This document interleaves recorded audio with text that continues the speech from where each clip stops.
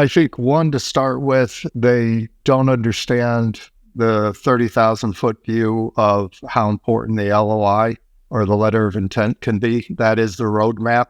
And unless you know where you're going and you've been there, it's a bit hard for a generic LOI. This episode was brought to you by Bundle. You may be able to receive a free list of financially qualified IVF patients across the US and Canada. Email Courtney at cbarrett@bundlefertility.com. That's CBARRETT@BUNDL fertility.com. Today's advertiser helped make the production and delivery of this episode possible for free to you. But the themes expressed by the guests do not necessarily reflect the views of Inside Reproductive Health, nor of the advertiser. The advertiser does not have editorial control over the content of this episode, and the guest's appearance is not an endorsement of the advertiser.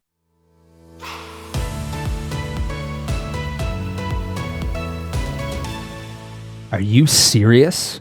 Are you serious about buying my fertility practice? We'll find out from the letter of intent. That's the topic that I zoom in with my experts today, Richard Groberg and Jay Stucki. Richard, you know, because he's a financial expert who's been on the show multiple times, and he's given plenty of advice on what you need to consider when selling your fertility company. Jay Stucki has also represented fertility companies on both the buy side and the sell side, or at least he's represented companies on both sides. Perhaps fertility was just sell side. I didn't get into that specific, but today we talk from the sell side perspective. Jay's a corporate attorney whose career is focused on estate planning, asset protection, real estate transactions, acquisitions in medical and in software for decades. And today with Richard and Jay, I decided to get very specific on the letter of intent. The LOI is what they call the roadmap or the foundation for buying or selling a company. They talk about the major points of an LOI, what happens to your malpractice insurance, the non-competes, post-closing governance, rollover equity, equity in a parent company, working capital, like how much cash and accounts receivable you need to leave in the business for how long, controlling documents like medical direction, assignment of membership interest, joint operating agreements, irrevocable proxies, employment agreements, MSA agreements, your valuation multiple based on adjusted EBITDA,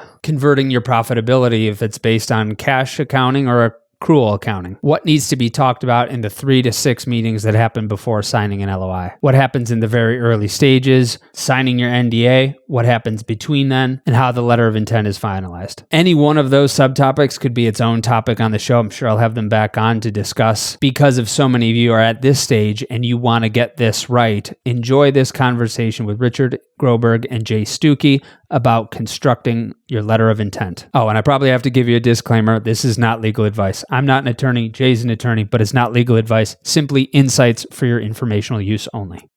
Mr. Groberg, Richard, welcome back to Inside Reproductive Health yet again.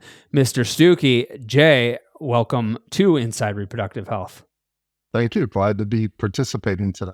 Richard, the audience is a little bit familiar with you at this point. You have been on the show a couple times, and you're also quoted from our journalists when they are doing articles about some of the business dealings happening in the field. Jay, you are a corporate attorney. Are you is it mostly sell side that you represent? Are you sell side and buy side equally? No, I wouldn't say equally, probably mostly sell side, but I've been on both sides of the table, so I've got a depth of knowledge level from each perspective.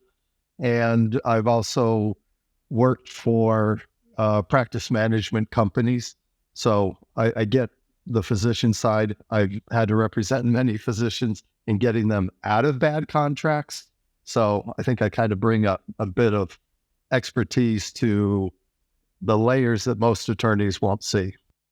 One subtopic that was popular that we covered with Richard was talking about mistakes that fertility centers often make when they're selling with regard to accounting, things that are categorized as business expenses that shouldn't be and that impacts their EBITDA. What are some of the common mistakes that you're seeing from a legal perspective when people are going to sell their fertility company? I think one, to start with, they don't understand the 30,000 foot view of how important the LOI or the letter of intent can be. That is the roadmap. And unless you know where you're going and you've been there, it's a bit hard for a generic LOI. Um, I liken the legal side of things. If you're a couple and you want to get pregnant, you're not going to rely solely on your GP or internal medicine. You're going to want to go to a reproductive endocrinologist. You need that specialty. And it's the same thing in law. You need someone who knows both sides of the table to really hone in. I think Richard could probably give you a couple examples of LOIs that were vague from the start because they didn't understand the full process of where this needed to go at the end of the day, how to protect the physicians, and yet make it a deal that works for both the acquiring entity and the seller. What are a couple of those examples, Richard? Do you have any of LOIs being too vague from the start? Yes, I've seen a couple recently that were negotiated by people other than me. A couple of examples. Most of these transactions talk about the fact that the valuation will be a multiple of what's called an adjusted EBITDA, which adds back and subtracts for certain adjustments. But if the language isn't clear that that includes converting the seller's profitability from a cash basis accounting to an accrual basis accounting, they can wake up a month or 2 months down the road and their adjusted EBITDA is significantly different than what they thought it was, and it can cause problems. The other issue I've seen recently is where the seller also owns real estate that's used by the practice, and if it's not clarified that the post-closing lease rate will be based on some combination of the current rate and an independent appraisal, then and that final number could affect the EBITDA and the valuation and the purchase price, it can cause problems later on down the road. Jay will talk about other issues in terms of duration of non-competes and the various different non-competes and what happens to rollover equity in the practice or in the corporate group acquiring if a doctor leaves early or is fired for cause. But those kind of things, especially when Jay and I are working together representing a seller, we work very hard to make sure that the major issues are very clearly negotiated and defined so that we don't get down the road and then have problems a month, 2 months later when everyone spent a lot of money on accountants and lawyers and other advisors. Yeah, and let me just add to that you're trying to look at the entire structure. I can't tell you how many LOIs I've been handed, and it was going to be a stock purchase agreement or an asset purchase agreement. And because of the structure, because of rollover and contribution, tax considerations, it ends up getting flipped and we end up with a completely different structure. So it's more than just, understanding non-compete or the quality of earnings. The LOI really has to look deeper into how the sellers were organized, formed, tax consequences, how long they've had ownership, short-term capital gains versus long-term capital gains, estate planning issues, especially if there's a rollover component. Why is this, though? And maybe you'll just enlighten my own ignorance, but to me, the LOI was simply the letter that says, we're going to do our due diligence, we're going to explore a deal, but it sounds like more of the terms of the deal need to be established in the LOI, where I would have thought, if the valuation multiple needs to be adjusted or based on adjusted EBITDA, and that might change, that would just happen in the deal. It doesn't necessarily happen in the LOI. Why does this stuff need to happen in the LOI? Well, the LOI can't be as detailed as the definitive documents, obviously. And as the saying goes, the devil's in the details. And so when you get into negotiations and you're trying to explain the pros and cons of certain language or certain concepts, it seems to always harken back to Well, that's not what we were told when we were being courted. And so it's very helpful that even though the LOI is probably only going to be a few pages long, to be able to go back and use that as a tool for refreshing the memory of what was being said during the courting. And I've watched, in fact, I've used Richard to be able to go back and say, Richard, you were involved in this LOI and negotiating up front. What was the understanding? And then you get all the parties together and you walk through, yes, that's what was said. Oh, shoot. Okay. And just because the buyer said something, it doesn't mean it translated over to the attorneys. So you kind of have to get the attorneys back on track to be in line with what was negotiated under the LOI. And then if I can amplify that, Griffin, at least in the transactions I've worked in, the sellers, this is a one-time thing. They've built their practice. They've operated for a number of years. For various reasons, they're ready to sell and partner with a PE-backed group. They vet 2 or 3 or perhaps more potential sellers. They've made a decision. It's like, this is who I'm going to marry, because it's not like selling a piece of real estate where you sell and walk away. And when the LOI is signed, both sides start spending a lot of money. It's a time-consuming, painful process. And you want to, again, there's a balancing act. If you negotiate every possible thing, you have a 200-page document in the LOI, which you can't do, but you want to lock down enough of the major points, some of which are very subtle. I'll give you another example. If one of the buyers has their own malpractice carrier and everybody has to switch, and they're requiring the seller to have to make the switch and buy a tail policy, well, that affects the economics of the deal. And if one of the sellers is ready for retirement, that could affect the structure. So as much of that's very significant could be at least buttoned down enough that when we get down the road, the lawyers could say, hey, Richard, you were there. What, like Jay said, what was it that the parties discussed and agreed to? It helps lock in the major points. Let's talk about those major points. You mentioned malpractice, the potential for needing a tail policy. You talked about the valuation multiple and adjusted EBITDA, or the potential for converting sellers' profitability based on cash-based accounting or accrual-based accounting. What are the major points that need to go in to a letter of intent? I'll give a quick answer, and then Jay will come into it too. The non-competes are very important. Post-closing governance is important. Not all of the groups are the same, and not all the sellers are the same. Some sellers don't need a lot of help from the corporate group, and how much interference there's going to be becomes an important issue. Some need more help, so discussion about governance.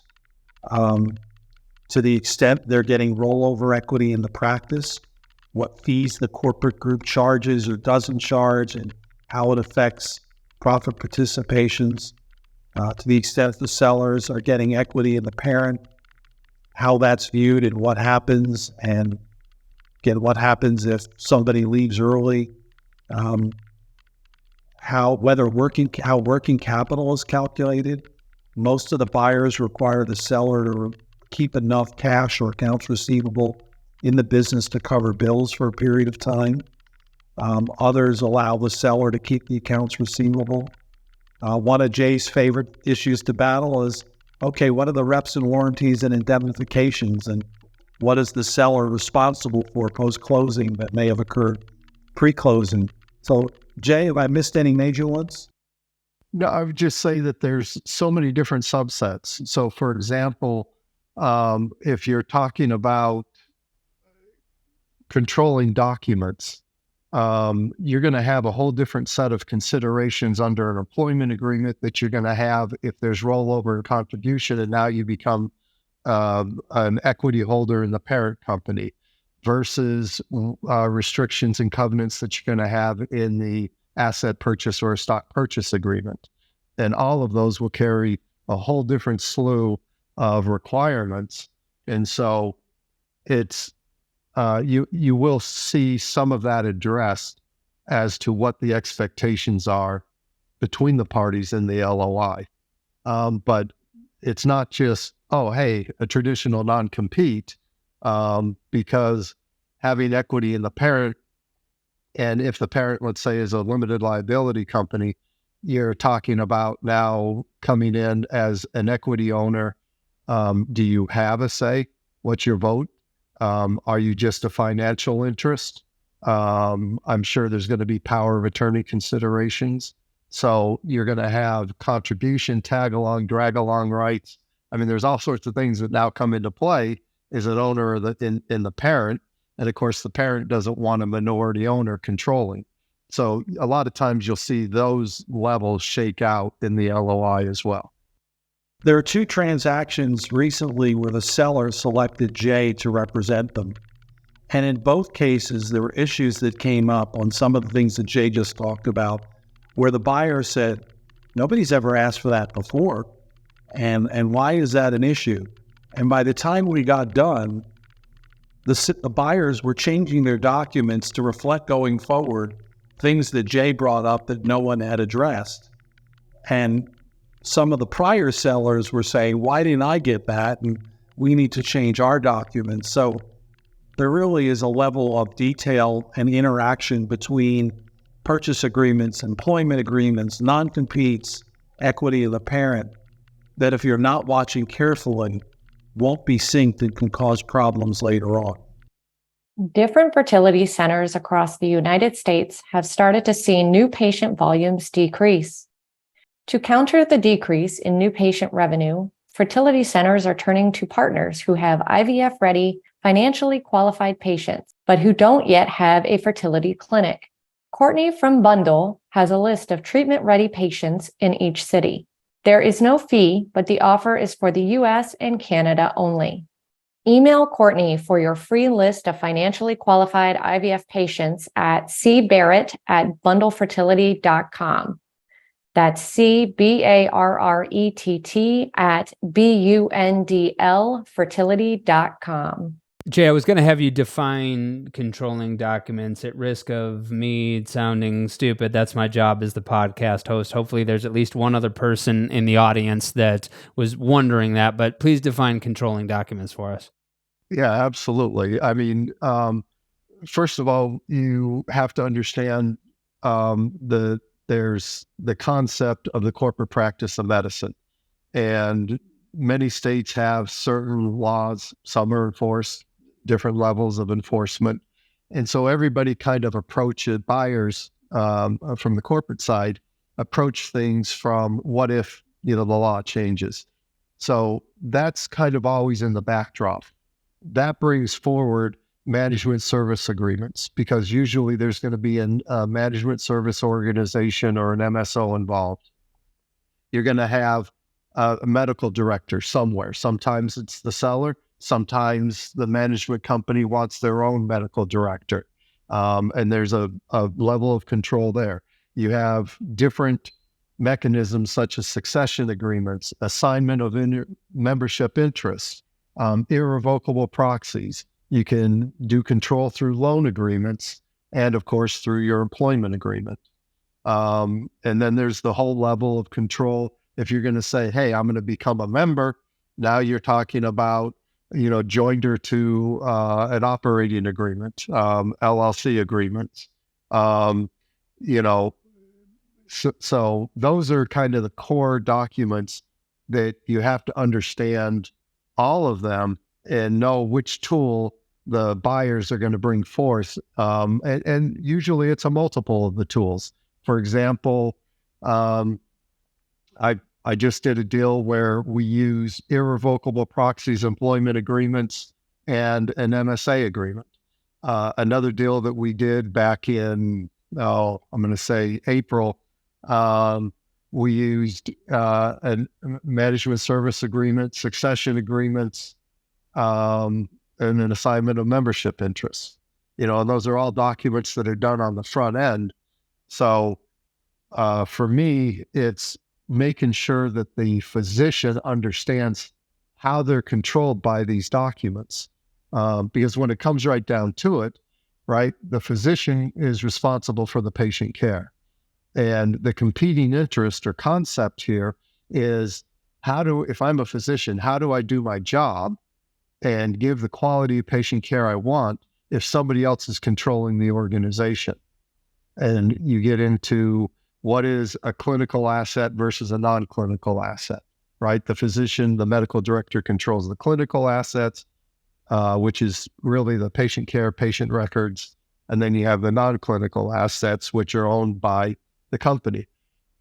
You get into a situation where it's not let's say a good company, or they have a bad reputation. And I've had to help doctors get out of these situations. They can make your life miserable, right? They're going to put in their own staff. You just lost somebody that was with you for a long time, but they want their own person there. Or they're not going to buy you the equipment that you need, or that you feel you need.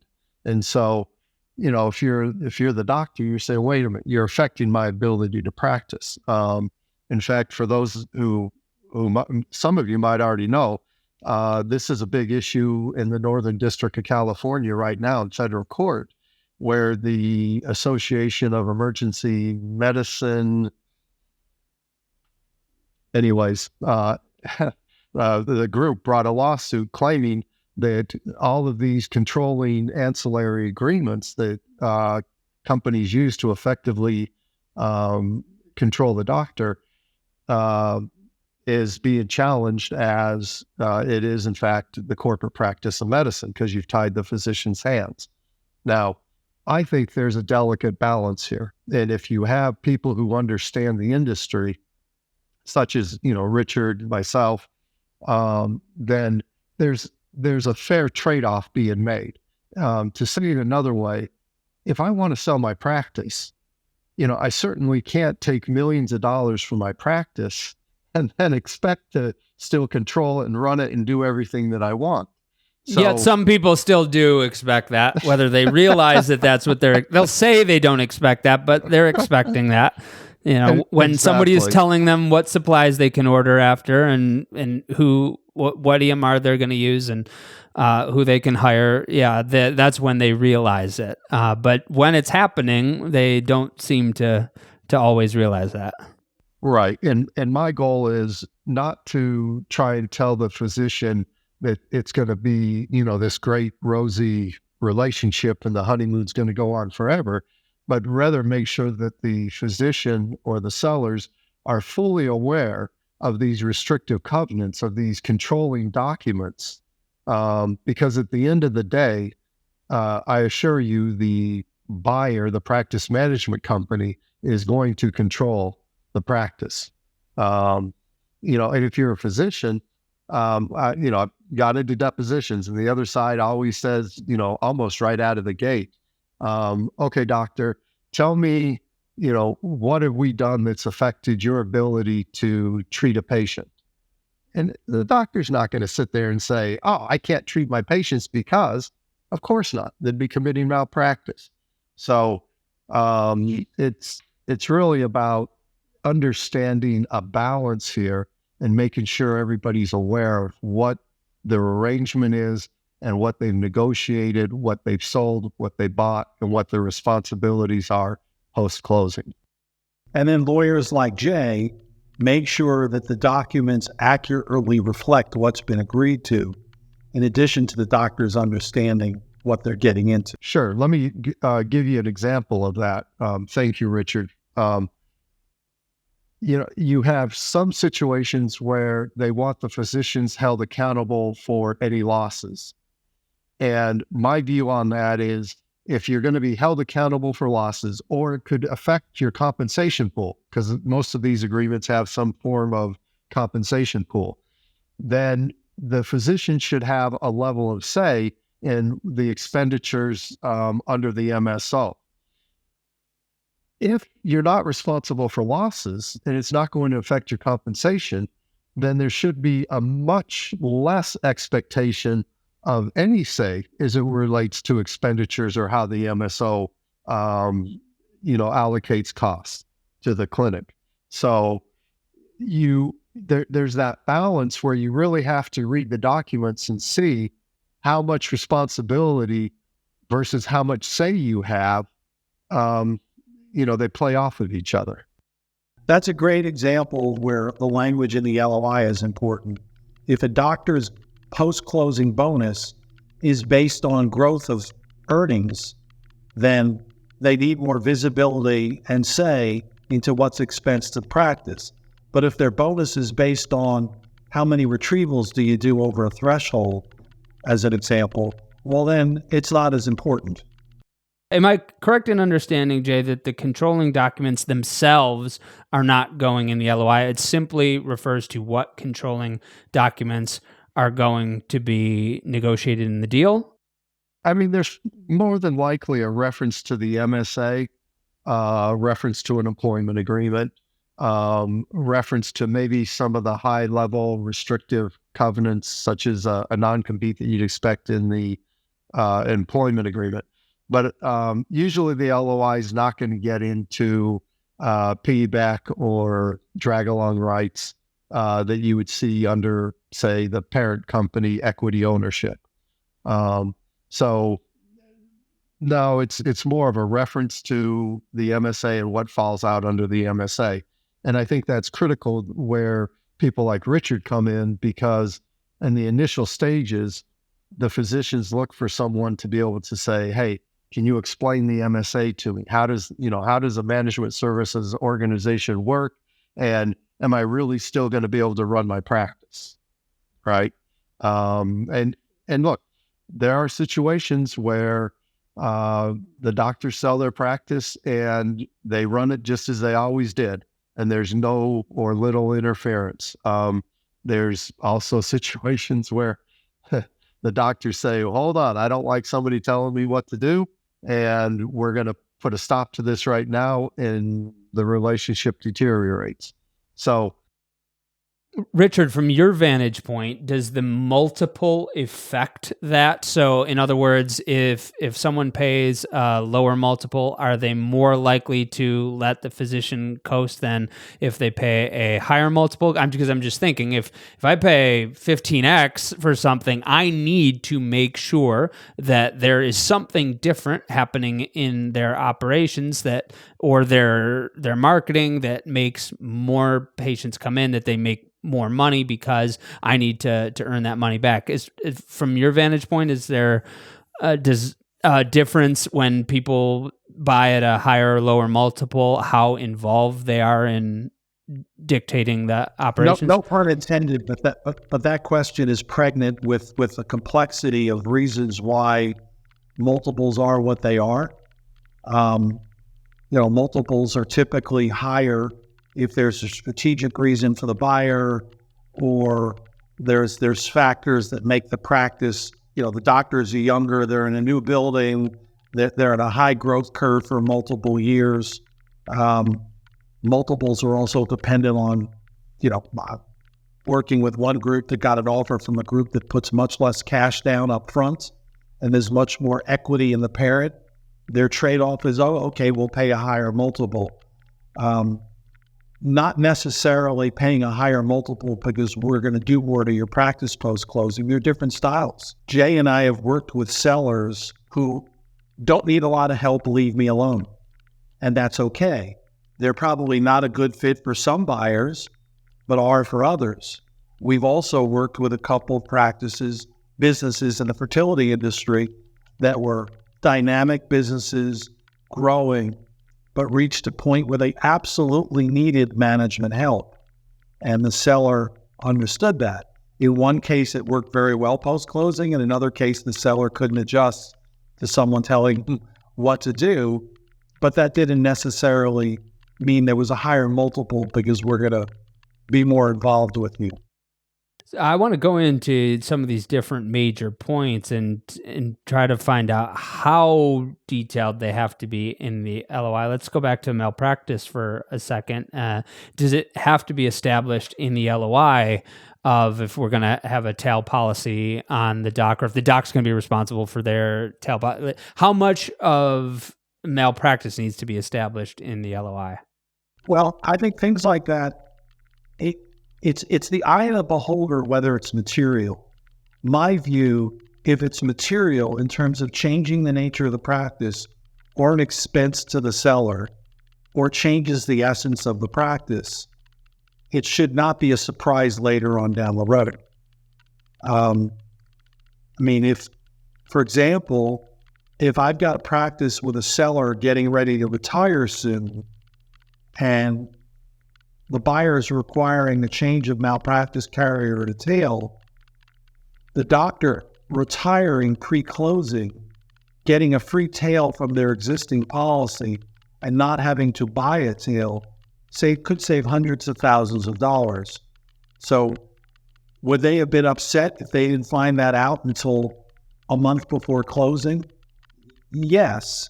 But again, it's hard to know up front what's material and what not material. But when you've got people like Jay and hopefully myself who've done a lot of these, we know the questions to ask so that anything that's likely to be material to the seller or buyer is brought to the forefront in the LOI and not, oh, by the way, somewhere down the road. Yeah, let me add to that typically when you're talking about the traditional things, non-compete covenants, restrictions on territories, tail coverage, those tend to be pretty well understood and easy to negotiate with as long as you have that expectation up front and you know that it needs to be dealt with. I would say that, we spend more time on really the contribution and rollover, more time as it relates to the role of the physicians when they become partners, how you bring in an associate physician who participates in the compensation pool, what say you have at expenses, how the MSO is going to interact, who's going to be the medical director. Those tend to be the more complicated negotiated issues than your traditional, oh yeah, there's an expected non-compete. Some states. What level of detail are you negotiating those things in the LOI? Only from the standpoint that it's a concern for either the buyer or the seller. And I think that's where Richard sits down and he talks with the sellers and says, okay, let's talk about the warts. Let's talk about the problems. Let's talk about your goals. And once you know those, it's not that you have to necessarily expose them, but it allows you then to know what to work with and what's important and what needs to go in the LOI. And we're also concerned, I know Richard is and I am, I don't want to start down a process where I know there's a problem and then at the end say, oh, by the way. No, you address it up front. And again, if you know the wart, you know how to address it and you don't catch anybody off guard. It is developing trust in my negotiations with opposing counsel that we're all on the same page. We're all trying to get to the same goal. So it's not about hiding the ball. It's about vetting this up front. And if it's important, as Richard says, we then include it in the LOI. If it doesn't look like it's important, then we back off. But the LOI is usually a compilation of 5-6 meetings between the parties through these discussions to make sure that everybody understands if there's an issue, let's get it in the LOI. And then, the standard things, like I said, about the non-compete, those tend to just be an expectation that everybody already knows how to deal with. Yeah, Griffin, people who've never been through this before, the expression I use is you don't know what you don't know about the process. And when you've been through this as many times as I have, as buyer, seller, being sold to a group, representing private equity and now representing sellers, and with Jay's experience, if we at least are aware of these issues up front, talk about it with the seller, make sure that the major ones are addressed, then we avoid the surprises and problems down the road when people have spent a lot of time and money that could blow up deals, create ill will, delay things. It's just, it works better to try to address the major issues up front, having awareness, having been through it a bunch of times of what the pitfalls could be. The other thing too is that you don't want to be, I can't tell you how many times opposing counsel will say, well, that's standard language that we use. And if you don't know and have the level of experience in the variety of different deals that you've done in the fertility industry, you are in a very difficult position to be able to come back and tell them, even though they know, be able to tell them why it's not standard language or why you're going to reject their standard language. So yeah, you really need that detail, because that's I think a tool that opposing counsel uses often. Oh, that's just standard. No, it isn't standard. I want to come back to standard language. It sounds like for your discovery of how materially important these different major points for the LOI are, whether it's malpractice, non-competes, post-closing, governance, rollover equity, equity in parent company, working capital, the controlling documents, it sounds like that is being discovered in a process, which you said, Jay, might be 5 or 6 meetings. What does the first of those meetings look like? Actually, let's go prior to the first of those meetings. What needs to happen before the first meeting?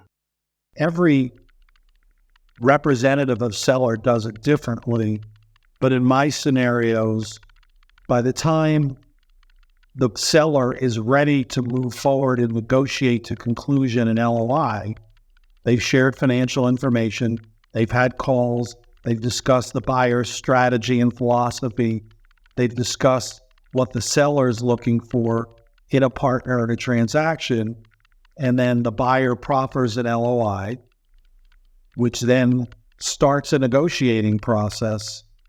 That process itself, a little bit like a marriage prenup, helps define whether there are going to be major issues or not major issues and what the working relationship's like.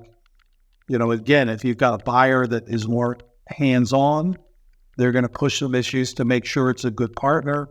The seller does it at the appropriate time. Jay gets involved to make sure that the non-lawyers aren't missing anything of significance.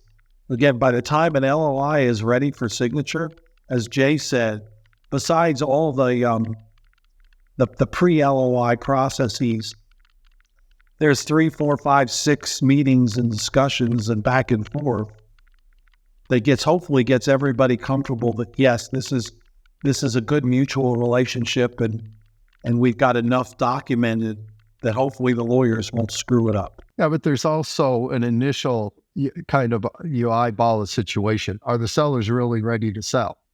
I mean, that's a big question. And a lot of times it's, no, guys, you need to get this in order, get this corrected, or if you sell now, you're going to run into this kind of tax issue. So maybe you want to wait, or maybe we get you a high enough multiple that it's worth that tax issue trade-off. So these 3, 4, 5, 6 meetings, are we talking about, these are meetings that happen after we've decided, hey, there's probably a fit here, we're going to move towards proffering an LOI, or these meetings are just anything that happens before the LOI is proffered?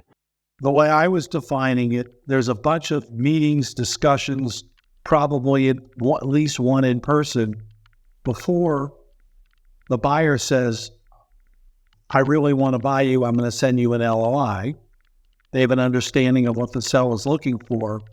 When that LOI comes in, there then are a series of calls, Zoom meetings, team meetings, discussions that hopefully gets to a mutually acceptable, ready to sign LOI. So before we're even at that point of saying, yeah, we're ready to receive an LOI from you, we're ready to proffer you an LOI, that's when you're looking at financial information, talking about the buyer's strategy and philosophy. That's when that stuff's generally happening, Richard, even before you decide that, yeah, we're ready to move to LOI? Yes, and every buyer is different in terms of the level of due diligence they do. All of them will visit in person and make sure there's good chemistry. They'll want to see the facilities. They'll look at financial data, operating data, pregnancy statistics, evaluate the lab, try to understand the nature of the doctors, who's leaving, who's staying, who are the driving forces. I mean, it's a big decision for the buyer. It's not just buying for the sake of buying. And who cares what the practice looks like? People want to know what's a good Right. fit. But I mean, you have ownership of the lab. That's a possibility that comes into play as well. But what Richard just covered, keep in mind, there's a non-disclosure agreement in place. That's the first step. So the NDA happens prior to the financial statements being right out of the chute, so that you can exchange information and not have to worry about any improper disclosures. Okay. So that kind of starts you down the road of the of where you might be going towards the LOI. And Richard, do sellers ask for buyers' financial information as well? Like, show me Integramed, how over leveraged are you? Are people doing that? Can they do that? Yes, and that's an interesting dance. Typically, the buyer will make a presentation and share some financial information about the practices they have and their revenue and their earnings. It's typically not until post LOI, if the sellers are taking equity in the parent, where they give detailed financial information. Because if I'm a seller and I'm taking 20 or 30% of my proceeds in stock in the parent, I clearly have to understand the economics of the parent. You know, what's their valuation? What are their earnings? What's their corporate overhead? What are the limitations on just the CEO paying huge salaries, there not being profitability, how much debt do they have? So, but that level of detail invariably happens post-LOI somewhere down the road, not pre-LOI, but especially post-Integramed. All the sellers want to understand, hey, if I'm getting stock in you, I want to understand your story and what your plans are and what's my stock going to be worth someday. Well, not only what the stock's going to be worth, but is there even a market to sell it? Yeah, I mean, you got to remember, these are most likely privately held companies with some kind of VC backing. And it's not like you can just turn around and say, hey, I'm going to sell my shares to anybody. You're going to have very harsh restrictions on your ability to sell those shares. And that's where we get into the estate planning component, right?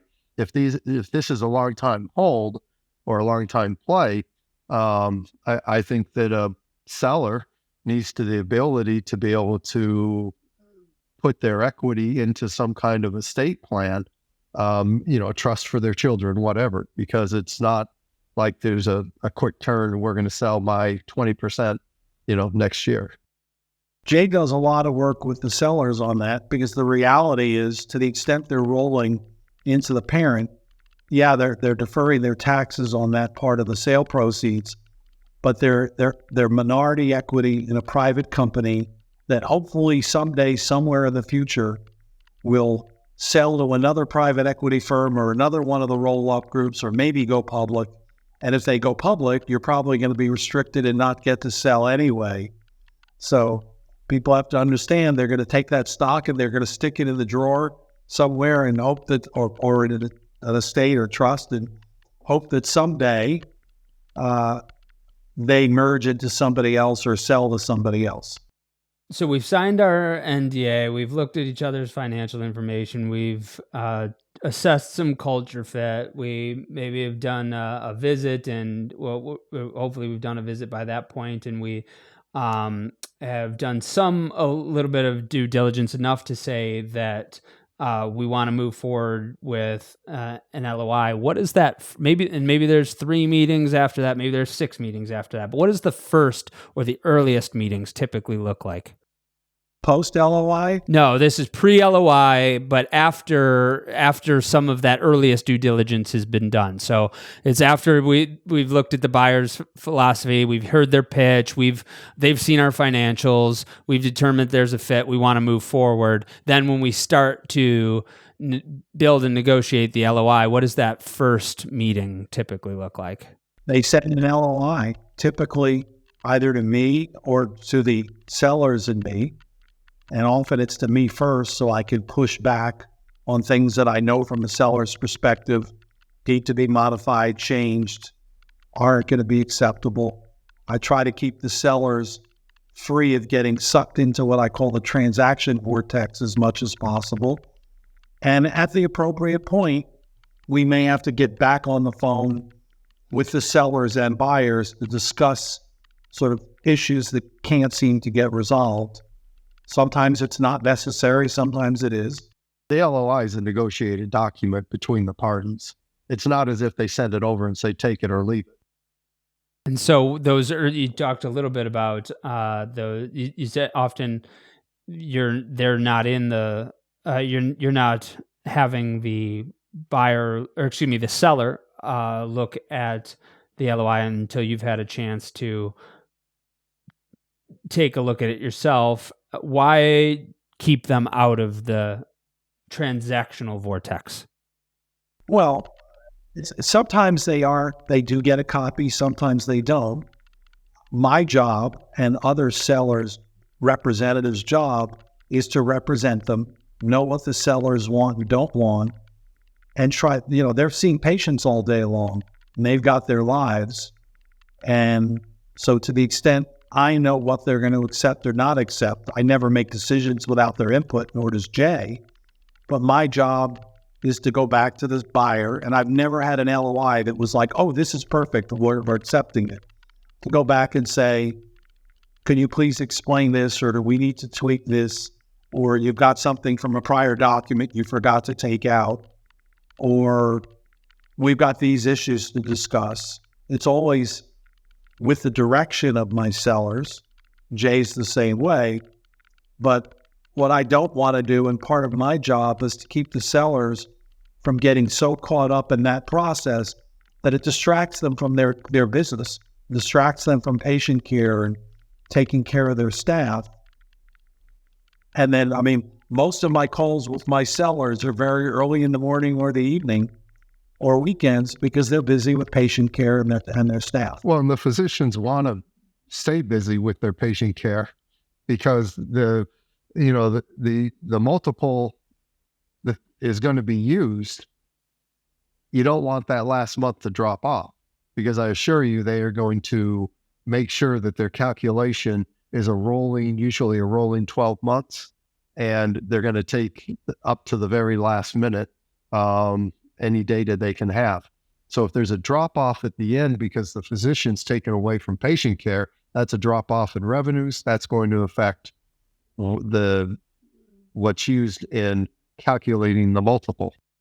I've seen lots of transactions, Griffin, where sellers in lots of different industries didn't have a lawyer or an advisor working with them, and they got so caught up in the business of the transaction that their practice suffered, that there started to be staff issues, it affected their business.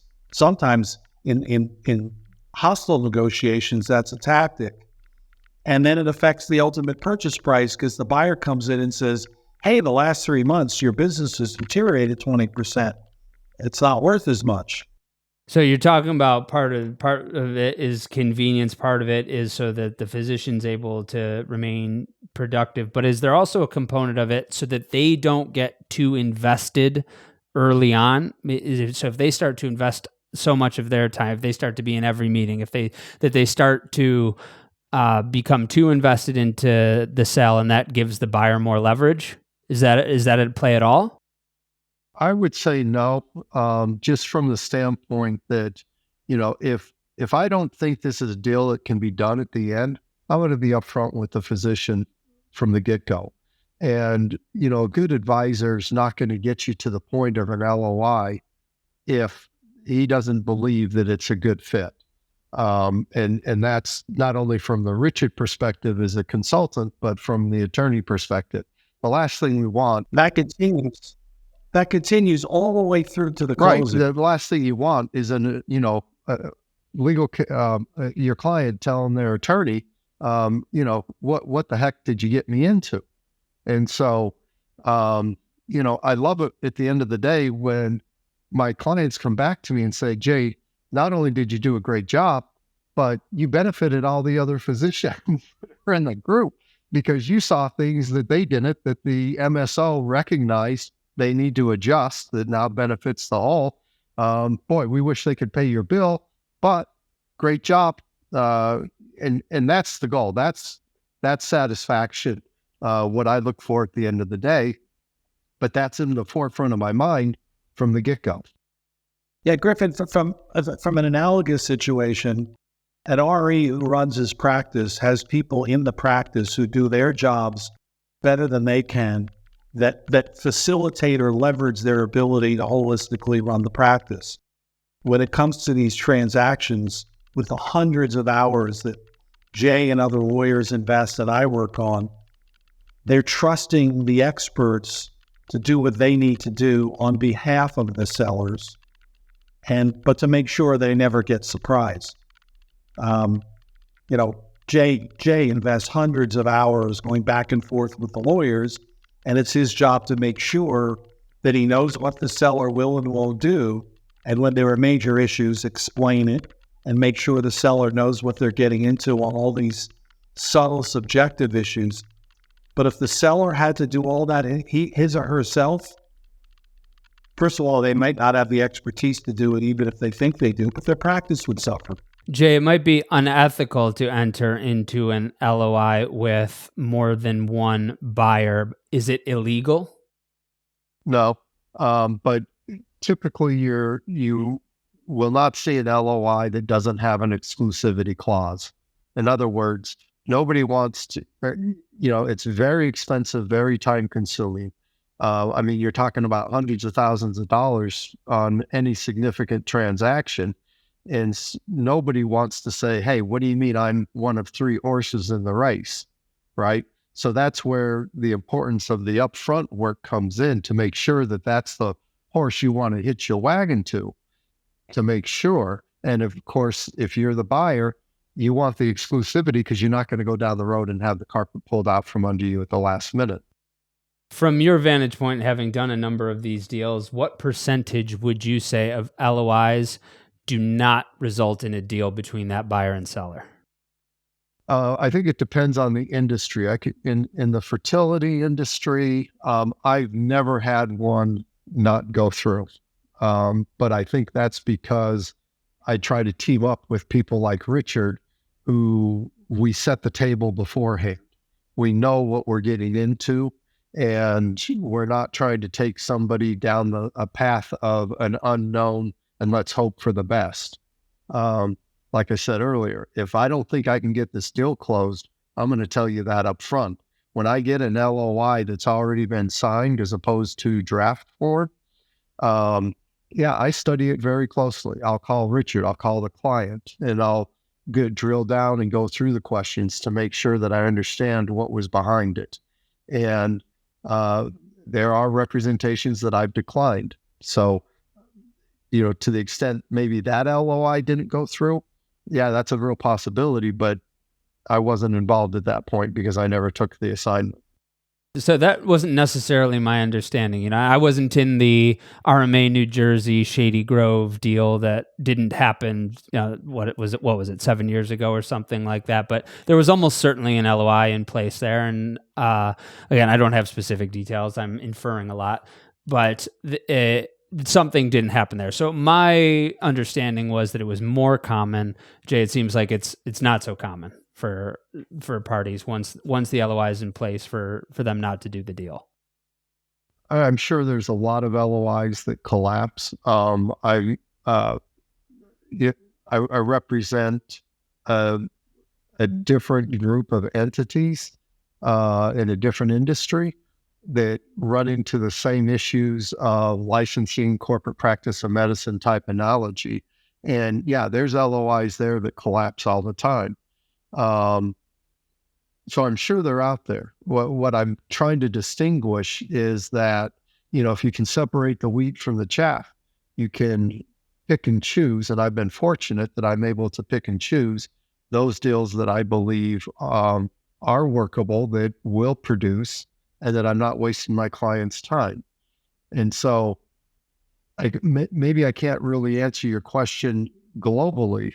But from the standpoint of those deals that I'm selected for and that I want to participate in the fertility industry, I'm batting nearly 100%. So we've negotiated the LOI at this point. What needs to happen before it's finalized? So, Richard's torn it apart, Jay's torn it apart. Now, are all the parties brought back in to review the document together? Are you reviewing it with the seller separately, and then buyer's counsel is reviewing with them separately? How is the LOI finalized before everybody signs it? Well, I mean, the negotiations go back and forth, and both parties at some point reach a point where they go, okay, there are no more open issues. And then everyone gets final changes, reviews them, make sure that everything that was supposed to be changed got changed the way it should, and then everybody signs. Do you all review that together, though, in the same Zoom meeting or the same boardroom, or that can just happen as each line? Modern technology, DocuSign, or whatever your poison is. And let me tell you, there's also an underlying thing that we look for in these back and forth meetings on the LOI, and that's the sense of cooperation. Is everybody looking for the same goal? Because inevitably there's going to be some clarification that's going to come up under the LOI that needs to be vetted when you get into the due diligence and the definitive documents. And if you don't have that sense of cooperation when you're negotiating the LOI, that's kind of a red flag from the start. I'm glad we zoomed in on the topic of LOIs today. We could have gone a lot broader, but I like, as I have experts on more frequently, to dig deeper in particular topics. And we spent an entire episode talking about the letter of intent, which I think is really useful for folks. And it also gives me about 90 different ideas for follow-up episodes that we could have you each back on, because any one of those major points for LOI could be its own episode topic, but I will let each of you conclude. What does our audience need to know about letters of intent before they sign one to sell their practice? I think you have to be upfront with your counsel or your advisor as to what your real goals are. You've got to drop your guard. If you are really wanting to retire sooner than later, that's absolutely critical. If you have health issues and you kind of kept it kind of behind the scenes or private, you need to disclose that. And so, with attorneys, you get attorney-client privilege that attaches right away. With advisors, they have their own separate agreements. But it really is important to understand the client and what their goals are, what their concerns are, what the warts are. And if I have that up front, I can get you a good LOI. Absolutely. And it may not be with the buyer that you wanted, but take the fertility industry. There's 4 or 5 companies always looking for a good acquisition. And so you're able to shop and see who might be the best fit. And I think from my perspective, Griffin, like I've said before, it's not the final document, but there should be enough specificity and detail based on the buyer and seller's goals that it's an important governing framework for all the work that has to be done after. It needs to be taken very seriously. It's a lot like getting engaged.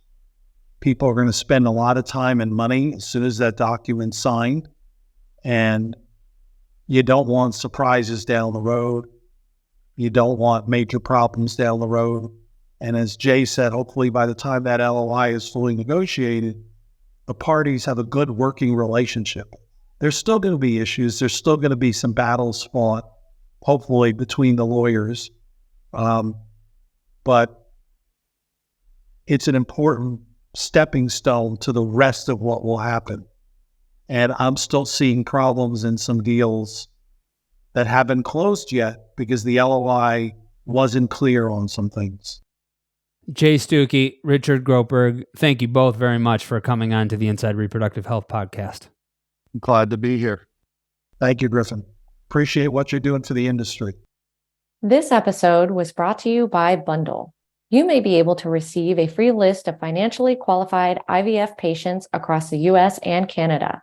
Email Courtney at cbarrett@bundlefertility.com. That's CBARRETT@BUNDL fertility.com. Today's advertiser helped make the production and delivery of this episode possible for free to you, but the themes expressed by the guests do not necessarily reflect the views of Inside Reproductive Health, nor of the advertiser. The advertiser does not have editorial control over the content of this episode, and the guest's appearance is not an endorsement of the advertiser. You've been listening to the Inside Reproductive Health podcast with Griffin Jones. If you are ready to take action to make sure that your practice thrives beyond the revolutionary changes that are happening in our field and in society, visit fertilitybridge.com to begin the first piece of the fertility marketing system, the goal and competitive diagnostic. Thank you for listening to Inside Reproductive Health.